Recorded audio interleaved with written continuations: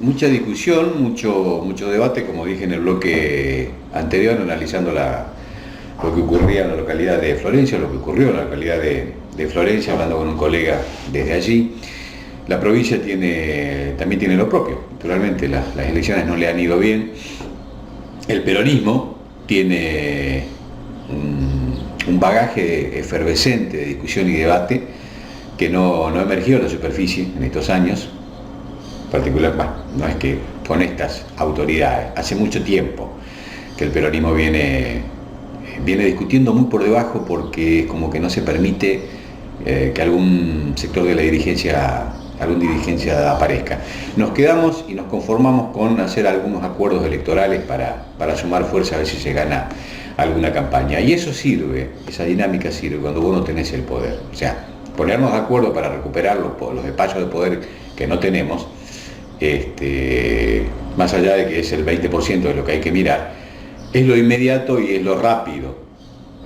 Nación tiene el poder, la provincia tiene el poder. La pregunta es sobre qué bases hicimos acuerdos en esta campaña, que por lo que estoy leyendo alguna nota con el presidente del partido en la provincia, los acuerdos pasaban más o menos por la misma dinámica, cosa que suena un poco incoherente. No nos podemos poner de acuerdo a recuperar el poder el poder ya se lo tiene. Habría que hacer acuerdos y movilizar el partido en función de un proyecto, de proyecciones, de discutir en serio sobre qué provincia queremos, y las primeras ideas, las ideas primigenias, digamos, tienen que estar o tienen que emerger, tienen que salir de esas bases. De esa manera te permiten escuchar ecos de lo que digan los compañeros del norte, el departamento 9 de Julio, el departamento Vera, el departamento General Obligado, el departamento Castellano, el departamento qué sé yo. Pero no pasó esto, el partido se ha planchado, se han ungido nuevos dirigentes partidarios y la cosa siguió como venía, lamentablemente como venía. Yo no digo que se haya perdido la campaña por esto, pero se pudo haber hecho un mejor papel, que es mi mirada y es mi forma muy de lejos, porque estamos muy lejos de la cocina donde verdaderamente se decide, que es en el norte de Santa Fe. Yo tengo a un dirigente, Ariel Rulfo, de la capital provincial, un dirigente muy jovencito, que empezó a trabajar desde muy joven, tiene sus años, más o menos tenemos la misma edad, con lo cual lo avala militancia de 25, 30 años, conocer al peronismo desde adentro, lo cual lo habilita a tener alguna opinión, de alguna postura interesante de escuchar. Ariel Rulfo, Uber Cracoña para PNM, te saluda desde el norte de la provincia de Santa Fecina. Buenas tardes. Buenas tardes, Uber, ¿cómo te va? Sí, te hago una pequeña corrección, el apellido es Rulfo. Ah, Rolfo. Es que yo lo tengo agendado como Rulfo. Sí, un poco es lo que decís vos, ¿no es cierto? Acá el peronismo, o sea, todo ha evolucionado y ya las formas de decisión dentro de los partidos o dentro de los movimientos no es como era en una época donde el hombre masa, la militancia organizada, las organizaciones definen, sino que se define mucho por acuerdos populares, ¿no? Se tenía la esperanza de que con esta conducción partidaria nueva, fue el año pasado que se asumieron nuevas autoridades, cambiara esto. ¿Por qué no cambió? A pesar de que había un eco muy fuerte de mucha militancia del interior, incluso de la propia capital, el Rosario, y no se escuchó, lamentablemente no se escuchó esto. ¿Por qué crees vos que pasó esto? Bueno, justamente por lo que yo te decía recién, más allá que hubo elecciones en el partido y todo, se acuñó una frase de la unidad aunque duela. En realidad lo que se impidió que haya una buena confrontación interna, elecciones internas, para que se definan las autoridades, lo que le hubiera dado una gran legitimidad. Acá hubo acuerdos populares que generaron una lista única y dificultaron terriblemente e imposibilitaron directamente, en muchos casos, que haya presentación de listas. Se ha dejado que haya algunas presentaciones solamente, como para mantener la ficción que hubo elecciones internas. La formalidad, digamos. Una formalidad. Acá se intentó hacer lo mismo en las generales, porque acá seguimos siendo un país unitario, el federalismo no existe.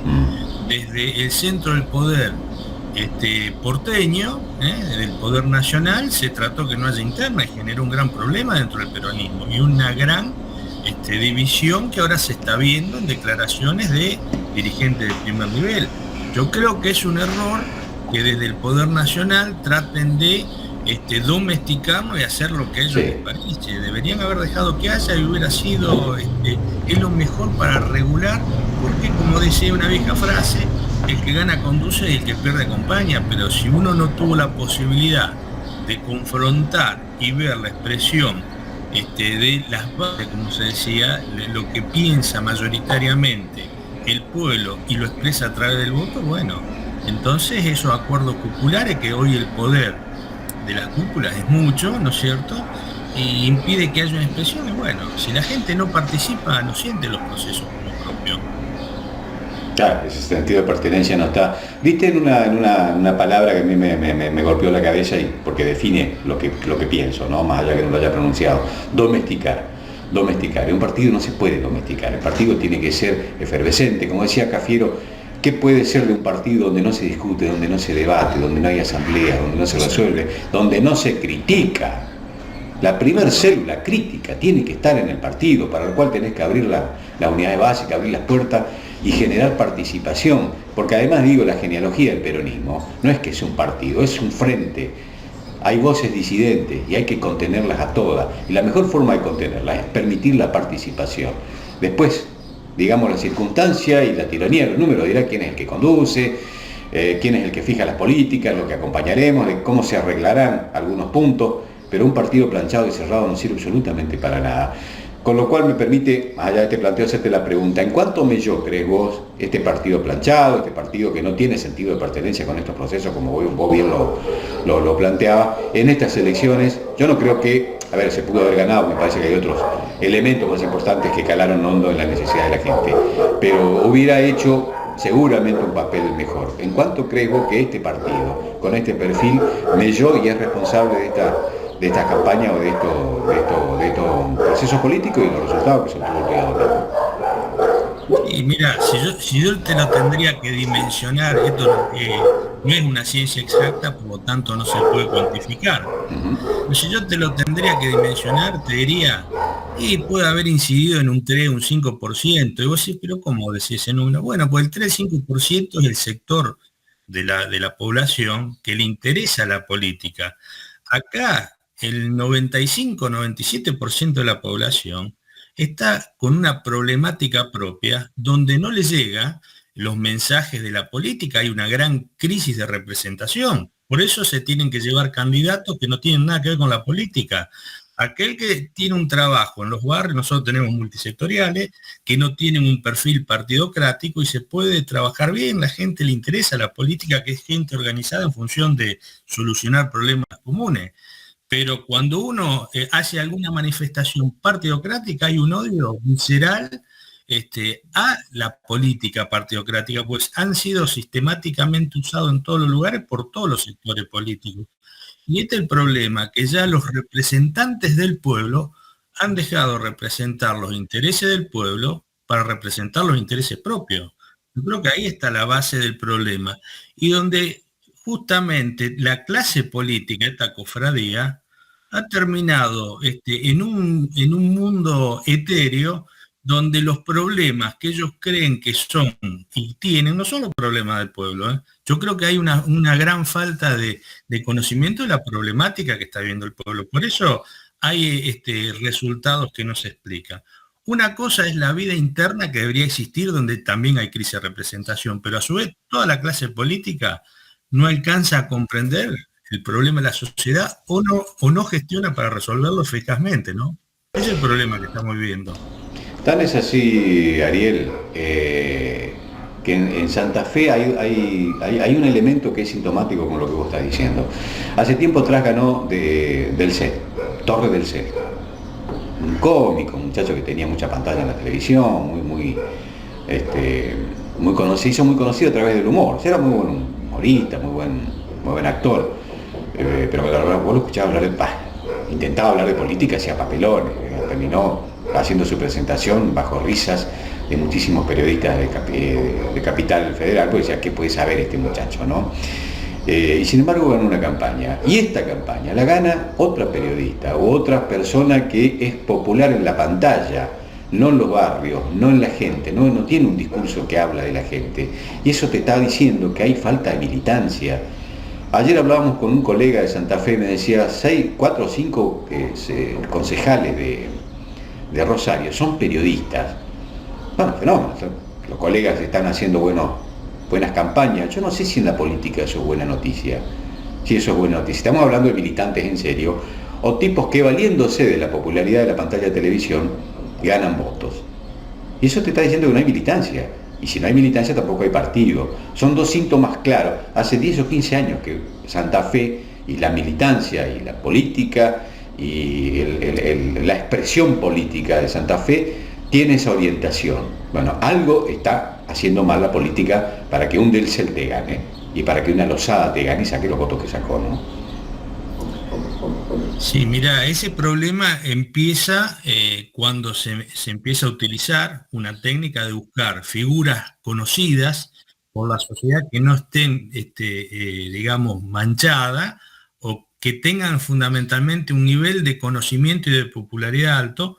Esto se empieza con Palito Ortega y Carlos Alberto Reutemann, lo inicia Menem, esos fueron los primeros casos, y después eso que podría haber sido algo transitorio se convirtió ya en una práctica rutinaria.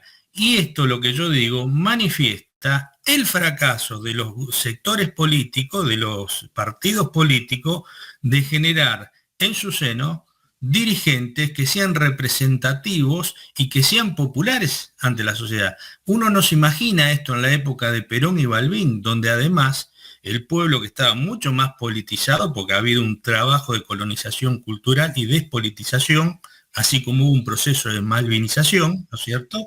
Pero en esa época uno no se hubiera imaginado estos candidatos mediáticos. Podría haber algunos eran conocidos por su militancia, el caso de Leonardo Fabio, por ejemplo, en el peronismo, pero no se necesitaba utilizarlos como mascarones de proa para ocultar atrás gente que no se puede presentar porque no los conoce nadie. Acá los dirigentes políticos han dejado de ser dirigentes y referentes populares.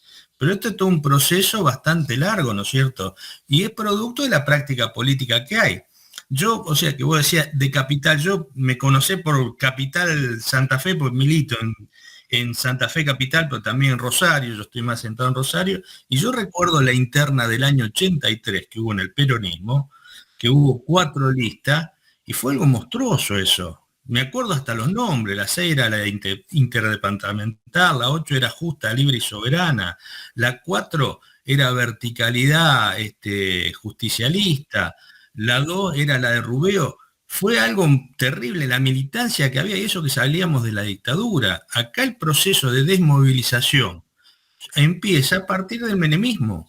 Con el kirchnerismo se recuperó un poco la movilización, la politización de la sociedad, pero acá hay una práctica que yo creo que empieza con la renovación y más con el menemismo, con la teoría del operador. Acá lo que hace falta son operadores políticos, con 2 que le hagan prensa y 3 que lo ayuden a generar esa rosca política, y ahí la militancia molesta, porque la militancia que cree en una causa, que tiene una idea, que tiene una ideología y una doctrina, critica cuando no se procede como se debe proceder.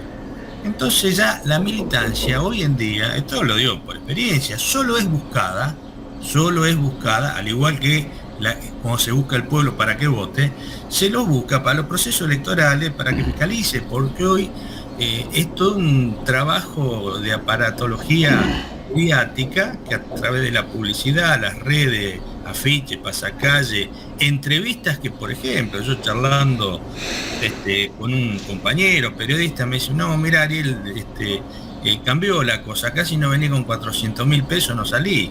Un diario, una nota, y estos son los números que hay. Y eso es lo que ocurre. Acá se vende un candidato con un producto como se puede vender una pasta dental. Entonces, esas técnicas son conocidas ya en el marketing. Y esas técnicas del marketing del producto se aplica también al marketing político. Pues es que estaba pensando en una deducción. Digo, la prensa y los grandes medios de comunicación necesitan naturalmente de la política por varias razones, ¿no? Pero cada vez necesitan menos, porque cada vez son los de la pantalla los que están en la política. Va a llegar un momento que la prensa, la gran hegemonía, el gran marketing, el gran durambardismo, ya no va a necesitar ni de los partidos ni de los dirigentes. No empezar a pensar en esas cuestiones, muchachos, porque empieza a tornarse peligroso. Las redacciones de los diarios, los canales de televisión van a empezar a ser, entre comillas, las unidades básicas, y ahí no se discute política, ahí se discute cualquier otra cosa. Exactamente. Ariel, te agradezco muchísimo el contacto. Una última reflexión, te libero. No, un poco en torno a todo lo que venimos charlando. Acá hay una gran crisis de representación. Acá la participación efectiva del pueblo no está debidamente canalizada, y bueno, hay que reconstruir nuevamente, porque si no, lo que vamos a tener es lo que decís vos, Uber. Acá va a terminar una casta dirigente encima con muy poca idoneidad para las gestiones de Estado, y no es lo mismo que haya alguien que sabe a alguien que no sabe, y aparte alguien que llega debiendo favores, porque hay grandes poderes económicos, llegan con un dueño y van a responder a ese dueño, que no es la gente, ni en los barrios, ni en la problemática social. Tal cual. Son los emporios de la empresarial y financiero. Está muy lejos de la gente eso, ¿no? Así es. Son los dueños del poder o del dinero, son los que promueven esta práctica, porque en ese terreno es donde ellos pueden imponer los candidatos que después desde el Estado gobiernan en función de esos intereses que los pusieron ahí. Esto pasa en Estados Unidos. ¿Por qué no va a pasar acá? De hecho está pasando. Totalmente. Charla que mantenemos en privado con Ariel, hoy la hicimos público, hoy la grabamos. Gracias nuevamente, Arielito, un abrazo. No, gracias a vos, Uber, un abrazo.